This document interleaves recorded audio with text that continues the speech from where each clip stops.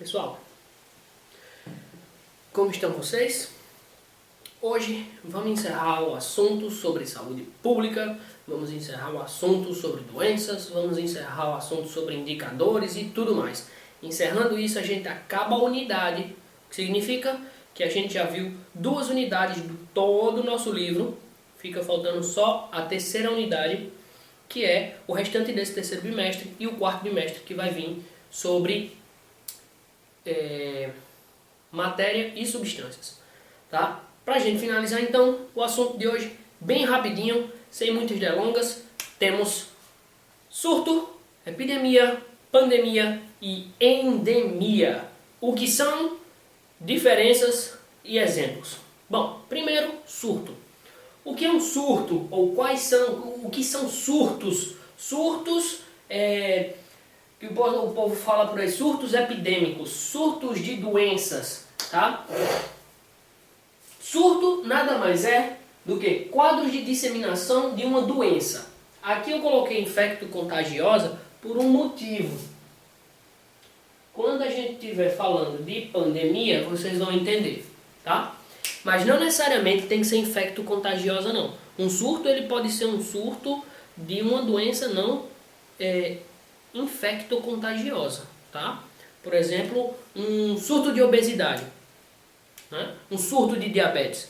Pode haver esses surtos, sim. Só que eu estou colocando infecto-contagioso porque a gente vai trabalhar com pandemia. E quando eu for falar de pandemia, vocês vão entender melhor. O número dessa doença, de pessoas com essas doenças, aumenta muito em uma determinada região. O nome disso é surto. Por exemplo, a febre amarela em Minas Gerais em 2017 foi um surto. Por que foi um surto esse caso em 2017? Primeiro, observa, 2017. Quando se fala um período específico, está se falando também em surto. Tá? O surto ele pode ser dentro de um intervalo de tempo. Normalmente tem um intervalo de tempo e um espaço específico. Minas Gerais é o caso aqui. Tá?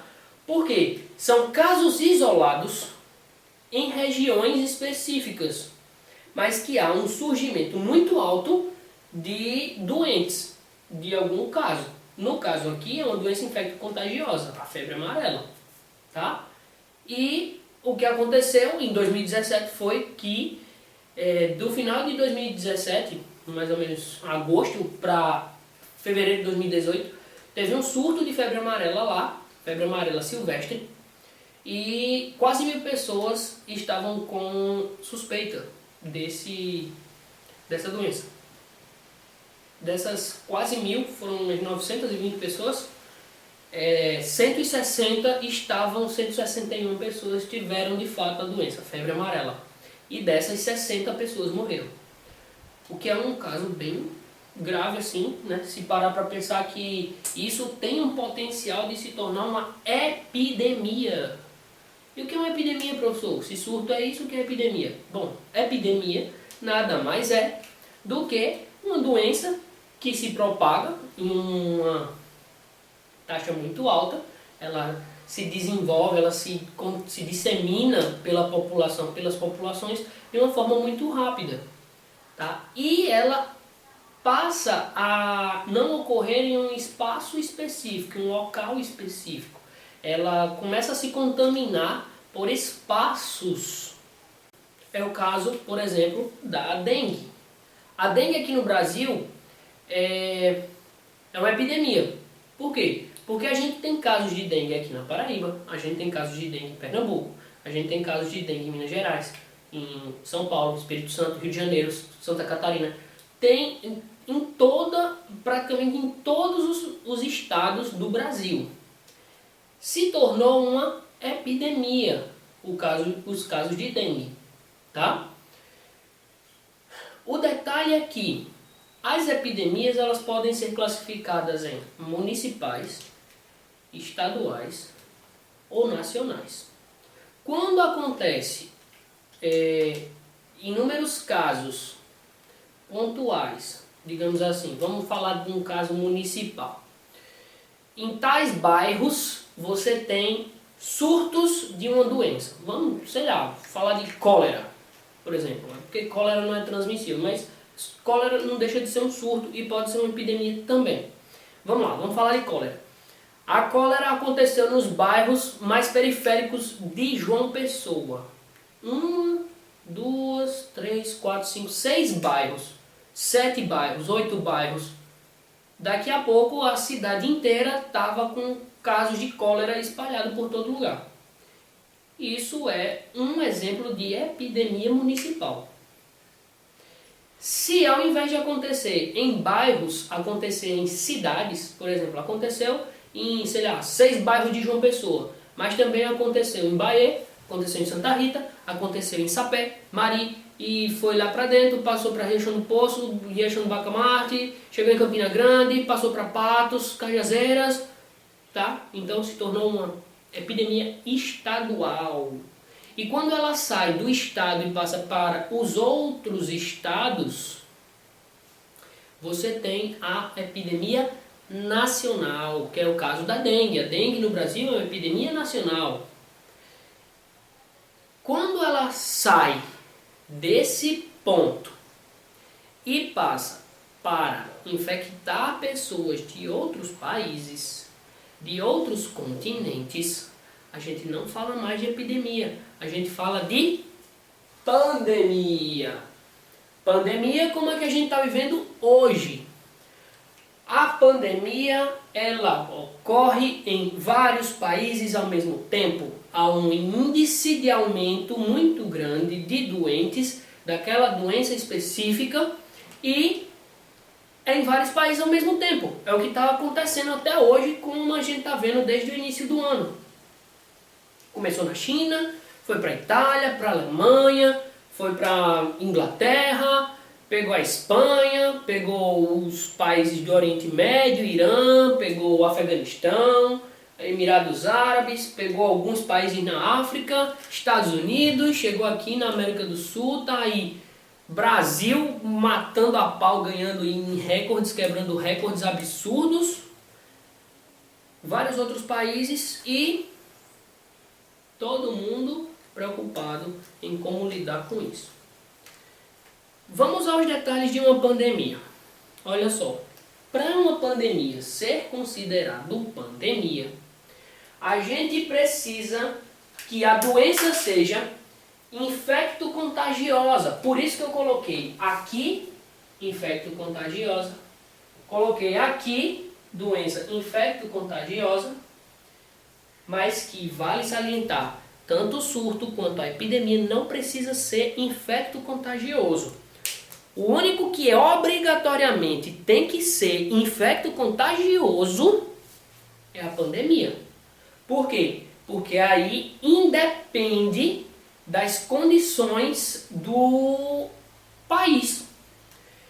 A pandemia, sendo infecto-contagiosa, você consegue passar de um organismo para outro, independente, inclusive, de vetor. Pode ter vetor? Pode.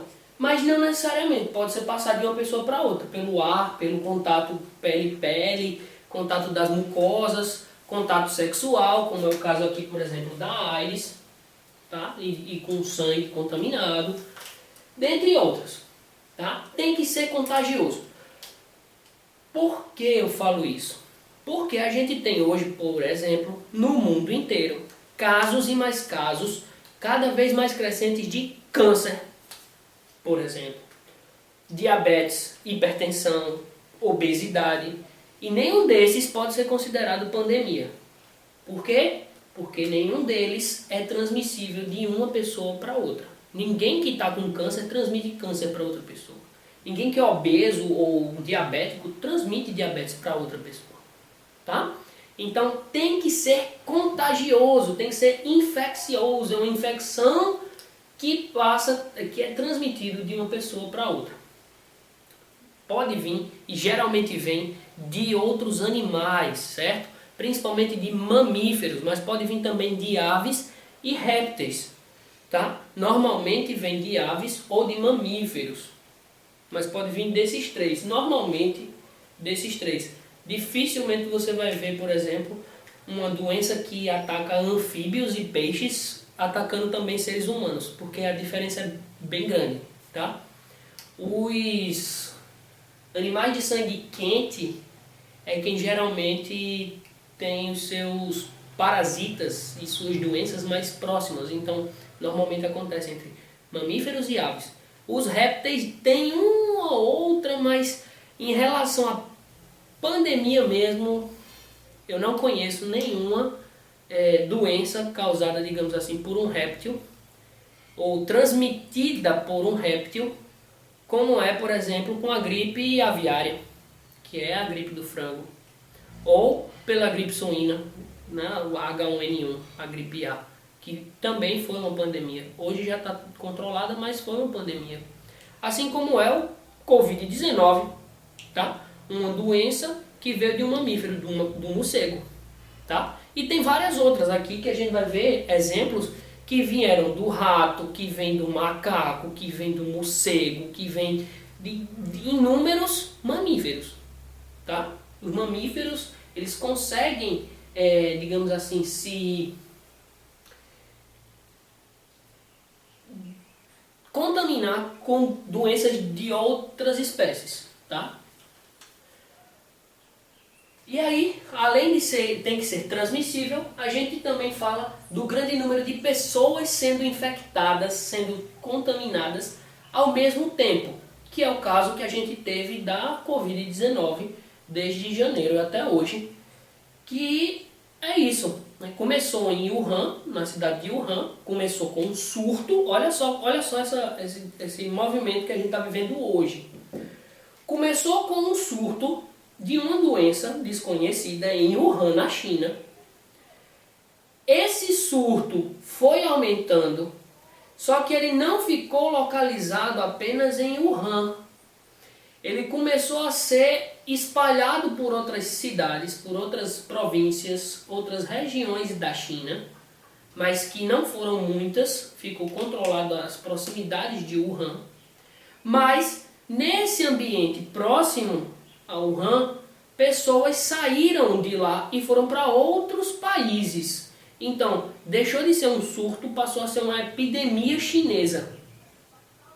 Da epidemia chinesa, quando ela se disseminou para outros países e a quantidade de pessoas começaram a se infectar com muita velocidade, tendo, por exemplo, 20 mil contaminações por dia, como a gente tem aqui no Brasil, isso passa a ser considerado uma pandemia. E aí, está na situação que a gente se encontra hoje. Tá? Exemplos de pandemia, nós temos a Covid-19, campeã de todas, que é a que a gente está vivendo hoje. AIDS. A AIDS a AIDS ainda é uma pandemia. Só que ela é uma pandemia, digamos assim, com certo controle. Por que com certo controle?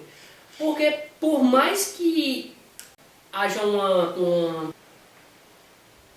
redução, não vou dizer redução, mas um controle da doença, a gente conseguiu controlar a AIDS. Quem pega a AIDS hoje já não morre tão fácil como morria há algumas décadas atrás. Tá? Então a gente passou a conviver melhor com a AIDS. A gente, que eu falo, a população mundial, né? A ciência, a tecnologia e os avanços farmacêuticos, tecnológicos e médicos fizeram com que, e principalmente biológicos, fizeram com que a AIDS não seja mais um problema tão grave como já foi há algumas décadas. Tá? Não que ela não seja grave, a AIDS é muito grave, ainda é muito grave. Quem adquirir AIDS agora, hoje em dia, vai ter AIDS para o resto da vida. Ainda é assim. A maioria das pessoas que pegam AIDS hoje em dia ainda ficam com AIDS o resto da vida. Não se curam de AIDS. Tá? Raríssimos casos que há de relatos de cura, mas é muito, muito raro, é muito pouco mesmo. O que a gente tem é o controle. Quem adquire AIDS consegue se controlar. De quê? De não ficar adoecendo com facilidade, de não ter outros agravos de saúde como o pessoal de décadas atrás tinha. Só isso. Mas as debilidades de uma pessoa com AIDS, ainda, pode-se dizer, são muito parecidas. Tá? Uma pessoa com AIDS não pode fazer uma série de coisas. Por exemplo, uma delas é tomar vacina. Já começa daí. Não, mas eu tomo os coquetéis para controlar a AIDS. Mas não pode tomar vacina. Tá? Há problemas e limitações para quem tem AIDS. Tá? Ainda é muito grave. E ela é uma pandemia por quê? Porque ela ocorre em todos os continentes e ela ocorre todos os anos, sempre com aumento no número de pessoas. E ela é transmissível, tá? É uma virose, tá? De contaminação simples. Um contato sexual, um contato com sangue contaminado, ou contato do leite materno ou da placenta da mãe com o filho, é AIDS com certeza, tá? Outros casos são gripe espanhola, gripe suína, tuberculose e outras. A tuberculose foi uma pandemia e não sei nem se pode se considerar ainda que seja, porque a tuberculose, além de tratamento, ela tem cura, tá? Então, assim, dá para controlar a tuberculose, o nível de transmissão da tuberculose, certo? Ela é por bactéria, mas gripe espanhola, gripe suína, AIDS, Covid-19, todas essas são vírus. Praticamente as principais e as maiores pandemias e epidemias que a gente conhece no mundo são de vírus. Poucas são de bactérias, tá? Por exemplo, temos aqui também doenças com alto potencial pandêmico e mais severas e perigosas do que a Covid-19. Elas existem, elas acontecem em nível de epidemia, mas ainda não chegou a ser uma pandemia, mas tem potencial para ser, porque elas são facilmente disseminadas, são altamente contagiosas e o pior, essas daí são muito mais letais. Por exemplo, o vírus Ebola, a febre de Lassa, febre do Vale de Rift, vírus de Marburg, febre hemorrágica boliviana, todos esses são vírus. Todos. Existe algum, professor, que é de bactéria com esse potencial todo? Tem a peste negra. A peste negra ou peste bubônica é uma bactéria que inclusive foi uma pandemia na Idade Média. Uma bactéria com com poder de pandemia e um grau de, digamos assim, de mortalidade, uma virulência muito alta, que pode sim voltar a ser uma pandemia se não tomar cuidado ou se a bactéria suportar ou gerar uma nova mutação, uma nova adaptação para se tornar mais resistente e se contaminar mais facilmente. Tá? Professor, falou de surto, epidemia e pandemia. E cadê a endemia? O que é uma endemia? Qual é a diferença para esses aqui? A endemia é o seguinte. Endemia. A endemia, ela não está ligada diretamente ao número de contágio. Ela está ligada mais à frequência de surgimento da doença. Como assim? Olha só. Não se considera o número de ocorrências, mas a frequência com que aparece em determinada região sem ser disseminada por outras comunidades. Ou seja, é percebido de forma sazonal.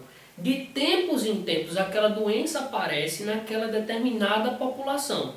Por exemplo, a febre amarela na região norte do Brasil.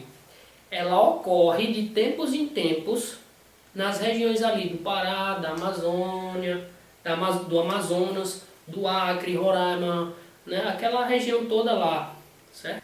Como eu falei, a febre amarela, ela é endêmica da Amazônia, da região norte do Brasil. Mas, de tempos em tempos, ocorrem surtos em outros lugares, como por exemplo, o de 2017, o surto iniciou em Minas Gerais, mas se espalhou por São Paulo, Espírito Santo e Bahia. O que isso mostra? Uma epidemia de febre amarela em 2017, tá? Todo ano tem um aumento de casos de febre amarela no norte.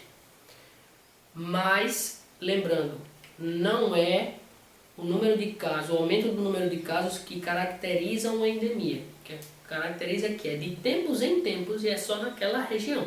Aqui na região nordeste, a gente não tem problema com febre amarela. O problema da gente aqui é com dengue, tá? Que não é uma endemia porque ela ocorre em vários estados do Brasil, inclusive até mesmo na região norte, tá? Com menos frequência, mas ocorre também, certo? Com isso, a gente encerra a nossa aula. Não vamos trazer exercícios, porque isso daqui é só uma questão meramente conceitual. Tudo que eu poderia perguntar para vocês sobre isso foi falado de uma forma muito clara. Então, se eu fazer uma pergunta aqui, pedindo os exemplos que eu coloquei, ou pedindo o conceito que está escrito aqui. Então, se vocês assistirem nessa aula, fizerem os seus resumos e até mesmo procurarem estudar um pouco mais sobre isso, vocês tiram de letra esse assunto. Não precisa estar fazendo exercício, não precisa estar forçando a barra com vocês, tá? Dá para ficar de boa e vamos seguindo. Próxima semana vamos começar a terceira unidade do nosso livro, Matéria e Substâncias. Valeu, até a próxima. Mantenham-se estudando.